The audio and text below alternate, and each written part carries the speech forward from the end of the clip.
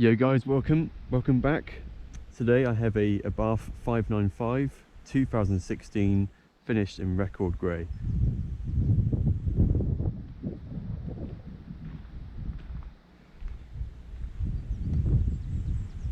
This is basically a Fiat 500, starts off life there, Abarth take over, do their jazz, and this is the end result.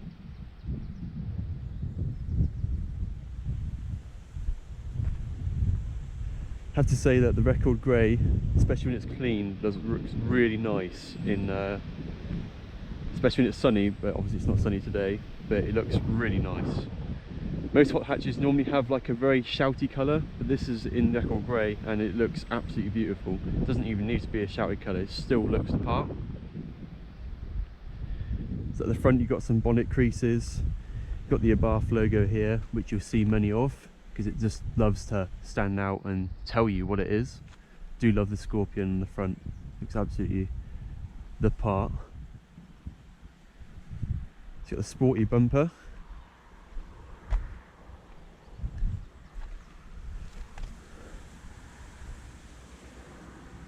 Got some nice wheels to go with it, diamond cut.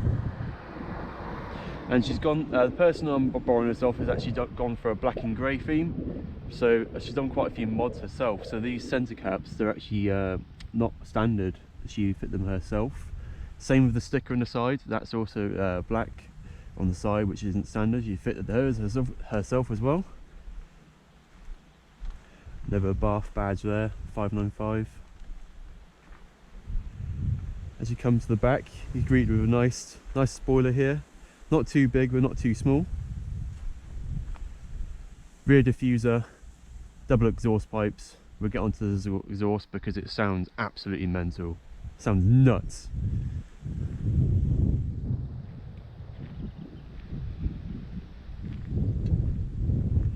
And of course, when you come to the side, you can see it's got the whole retro Fiat 500 look to it.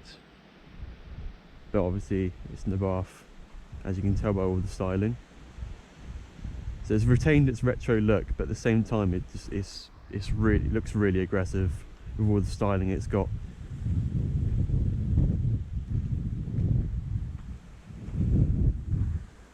Now this car's actually also got it's lowered on H&R springs, which I think it actually needs. When it's without the H&R springs, it just looks a bit too, I don't know, it looks a bit too, I don't know, I don't think it sits very nice. It looks so much better with the lowering springs.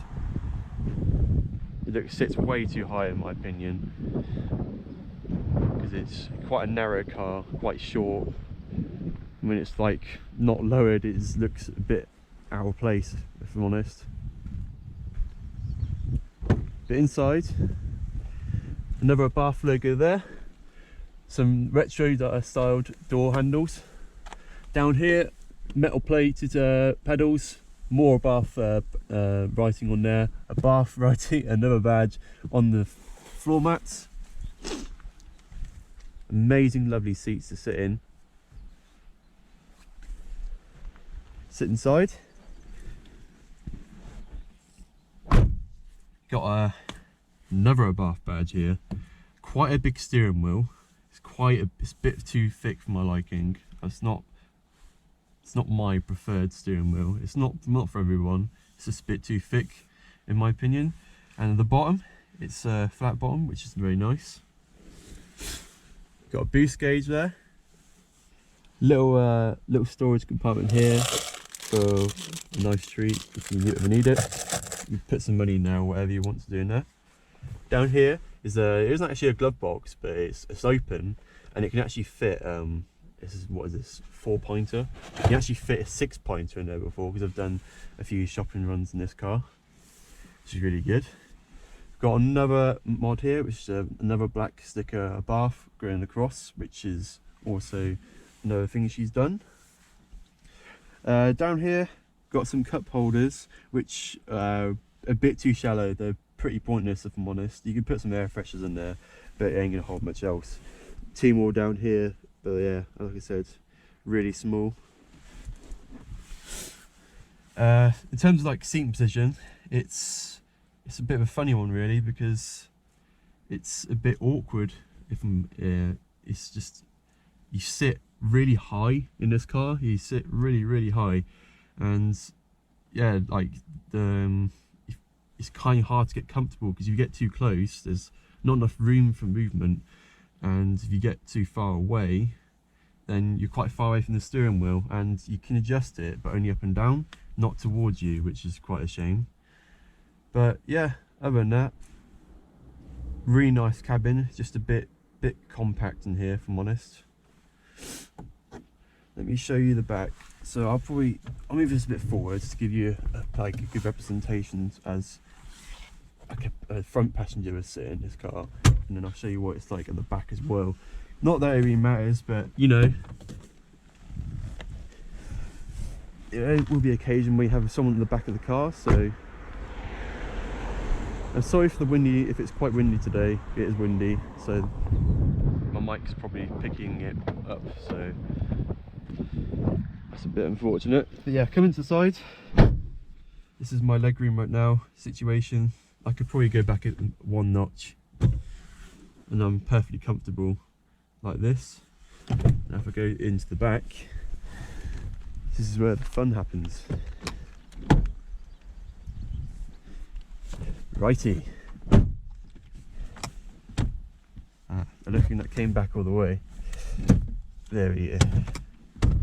Right, so yeah, legroom situation in this car is not actually as bad as you think. There's actually quite decent legroom for a car this size. I've been in the back of other small cars, such as a Mini Cooper S, which I've actually done a review of on my channel, and the legroom in that is questionable. It's not great, it really isn't. But in this car, it's a lot better than you actually think. Up here, got some like places to hang some shirts. But what isn't so good though is that my head is literally, or the camera is literally touching the roof, which is, yeah, that is down to the design of the roof and the style of this car. Unfortunately, it's not really a concern you should really have if you're buying this car, to put people in the back, but it's just handy to know. So if you are like my height, which is 5'8.5", yeah, your head will be nearly touching the roof. So yeah, you've got to bear that in mind. But you can slouch, which isn't too bad, so you get more headroom, but obviously it's not as comfortable. But yeah, that's what it's like at the back. Seats at the back are quite comfy, which is nice. I'll show you the boot quickly. May not be much point showing you, but you know, if someone wants to buy this car and watching this review right now, then it's handy to know, I guess.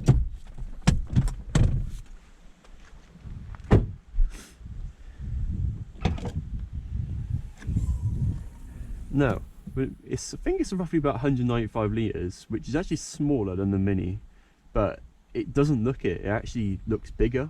I think it's because it's not as deep, maybe, and obviously the opening is in the design. It's just isn't much room to work with. But in terms of like all the way back here, you can yeah, I think it's quite a good sizable boot for a car this size and the way it's shaped. It's actually not as unpractical as you think. So yeah, you got a little grab handle here to shut it, which is quite light. And there you go. Job's a good one. Just one final look before we get on the road. Absolutely love the styling of this car. I wasn't a fan to start with, but now that I've seen it and had it for quite a while, well, not I have it, but you know, I've driven it a few times. It's really does look the part. Really do like the styling of this car. I've got a bit of hay fever, so I'm a bit sniffly. So bear with.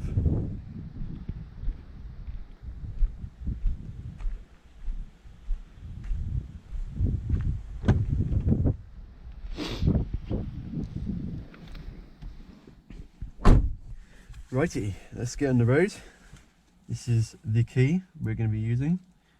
Press the button, it flips up, pretty cool. No, So turn the ignition on first so I can show you some of the infotainment of, well, what is actually here. So you have like a nice digital display in the middle, which just displays many things if you press the trip button on the side. So it tells you your range. You've got your it's like a one, you set 1 2 3 4 5 on the side here. It's like it shows you how well you're doing your fuel. So if it's like 5, it'll be like green. But yeah, it's a bit of a gimmick really. It's not really that important. Yeah, you can, as you press the button on the trip, you got your trip A. It shows you your distance, trip B, and tyre pressure settings, and then back to here. So yeah, that's what you have in front of you. You got your rev counter, you got your speedometer. But if you press the sport button, which is right here, look, the dials glow red. And if you look here carefully, you can see there's a G. So you got like a G meter. So if you send this car around corners very quickly, you might get some G action going on, which is pretty cool. You got a little boost bar here, so that's now says sport on it, and that'll you know, that'll do its thing. And you're on boost. But look, even when I'm not actually driving, and I put my foot on the pedal, you see the boost going up. Look, pretty cool. But yeah, we'll keep sport off for now. So I think we're ready to drive.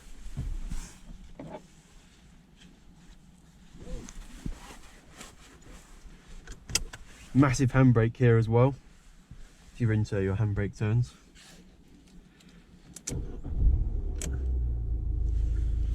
Right. Let's see if we're clear to go. Looks like we're clear.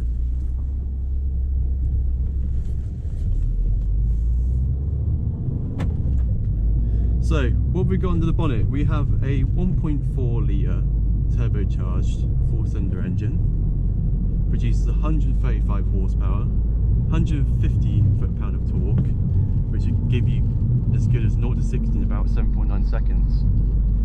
So you may not think like that's a lot of power for these days. It really isn't in terms of like hot hatches these days. They have a lot more power than that. But there's one ace up the sleeve, and that is it only weighs just over a ton. So in actual fact, it really is a lot quicker than you think. This is the entry level one as well, so it's the baby 595. There are higher output ones with more power, but even with this one, it's proper sprightly. It really is quite quick. So don't write it off just yet. I'm gonna put it in sport mode because I want to hear the exhaust.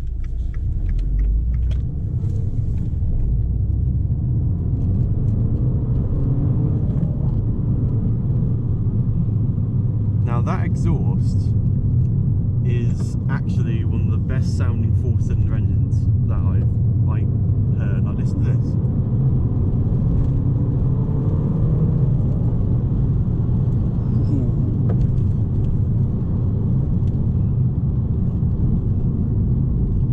It's a proper nippy little thing, considering how much power it's got. It is actually proper quick.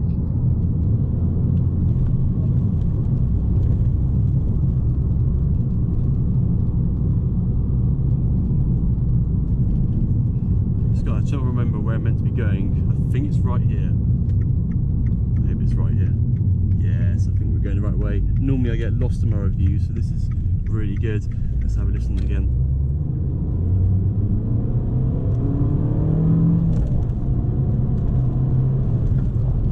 It really is a lot quicker than you think it is. It's actually incredible.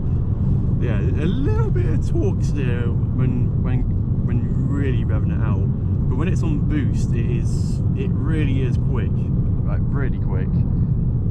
Not like set your heart on fire quick, but it's for this car. It feels it's really joyous. But the exhaust, it sounds so good, and this is the point I was making about exhaust, because this car used to have a bomber dome exhaust, and it sounds like it should have done out of factory. Might not be for everyone, it is quite loud, but it really does like show off the character of what this car, because this already does have a good sounding exhaust and nice tone to it. It's like a proper like in your face sort of noise. Like if you were to get like a Terrier and play tug of war with it and it was winning, it would have like that sort of, I can't really do a good impression because I'm not a dog, but it will have like that really eager noise that I can make. It's a really good noise. And that bomber dome exhaust, I wish I had it was still in this car, but yeah, it really does like show off what this car is all about in terms of noise. We good? We good. Cool. Right, let's see if we can get the window down. It's a bit windy, that's the problem. Let's have a listen.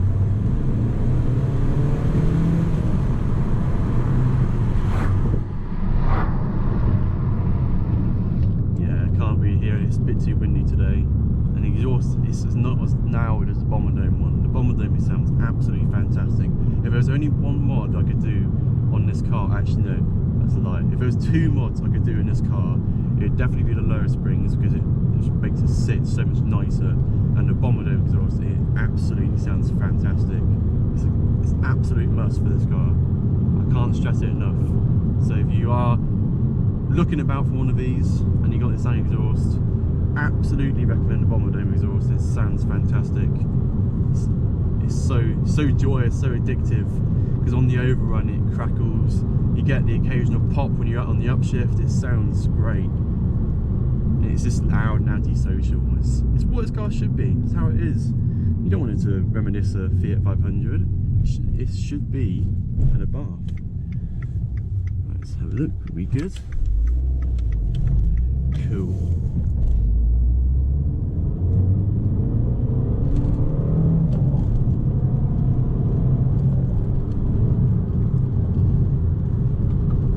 Such a naughty car. It's so angry. It's great. Like in terms of handling department, it's really good. Like it is quite direct. Like the steering feel, it's not great, but it's accurate. It goes where you want it to, and there's no body roll. It corners quite flat, so in that respect, it's really nice.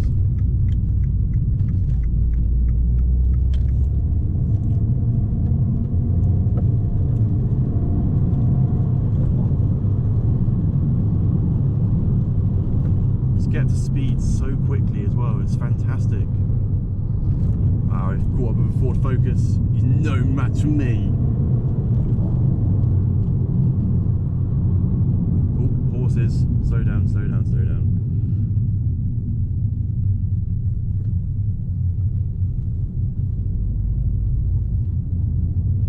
I always encounter horses when I'm doing these reviews, every single time. Oh, it's a fellow Fiat 500 fan. Let's say hello. Should I give him a wave? I think I should. Hello. Don't think she's very impressed. She was jealous. She's just jealous. She knows what this car's all about. Now, in terms of downsides of this car, it is definitely the seat position. It is really uncomfortable, if I'm honest. Long journeys wise, the way your foot's on the pedal is just such a awkward angle, and it actually hurts after a while. You know, it's just so perched. It's quite weird. And you sit so high, and obviously there's no adjustment in the steering wheel, so if you want to sit back to relieve some of the pressure on your foot, it means your arms are always like at full lock, just so you can have your hands in the steering wheel, because you can't bring it towards you. The ride is one of the worst things about this car, if I'm honest. It's so harsh, so stiff, it's so unforgiving. Like, you feel everything. It's everything underneath you. Like, it's not like the worst thing in the world, it is, but it is a very harsh riding car, and it can be quite draining for long journeys. And yeah, when you are pushing it on the round corners, it does, and the roads are like bumpy, it does start to skip a little bit, which is a bit sketchy. But yeah, if you're on a smoother surface and you're going around corners at a speed, the car will grip and handle very well. Other annoying things about this car would be the indicators. They have a mind of its own. It seems to be like if you want to indicate somewhere and you turn it right, more often than not, it will just suddenly decide that it doesn't want to work anymore, and it'll just turn itself off. So then you have to reapply it, which then confuses all the road users. They're like, "Oh, what's going on?" Yes, boost. Oh, this car's on boost. It's absolute. It's like a flea. It's like actually like a flea.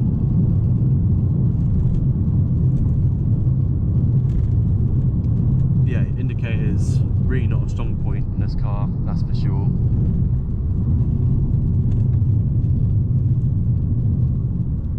And the turning circle, that is also another annoying thing. This car's turning circle is like a bus. If you want to do like a 3-point turn, you're gonna be there a while because you have to double that and more like a 6-point turn. It's, yeah, you don't get a lot of movement out of this, that's for sure.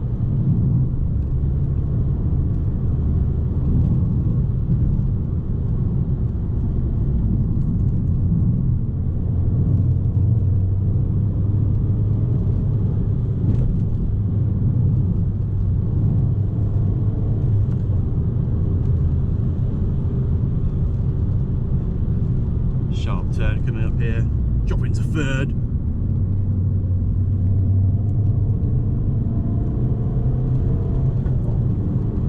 Is that a little pop I just heard from the standing exhaust? Nuts! Whoa, whoa, whoa! Use corner cutting a little bit there.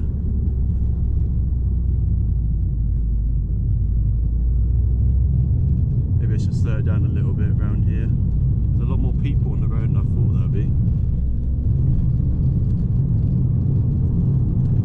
But yeah, you shouldn't be corner cutting around corners like this. It's not really ideal, is it? I mean, I was going fast, but I was hoping people wouldn't be using the whole road just to go around corners.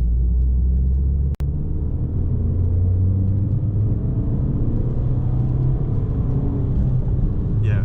When you're on boost, this thing absolutely shifts along. It's absolutely fantastic. But yeah. Well, I don't think I've got much more else to say about this car. Incredible value for money, I think. You can get them quite cheap these days, even with low mileage. And the only downside to this car would just be there's a lot of niggly things about this car which are quite annoying. Yeah, in terms of build quality in this car as well, I forgot to mention it really isn't great. It's obviously, I know it's an Abarth, it's part of the FCA, which I don't know if all FCA vehicles are like this, but the build quality in this car in particular, or Fiat 500s, so be it, or Abarths, is, yeah, there's a lot of cheap plastics everywhere. It's really not up high market compared to, let's say, a Mini Cooper S, like a reviews. There's a lot of nice soft touching materials, whereas this is all like plasticky everywhere, even like the doors down here. But you get what you pay for at the end of the day. That's what it's all about. So yeah, build quality, the ride is really, really firm, which is something you just have to live with. But because of that, it handles really well as well, because of how stiff it is.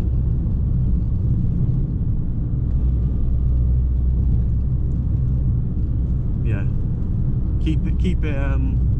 Sport mode is what are these guys doing?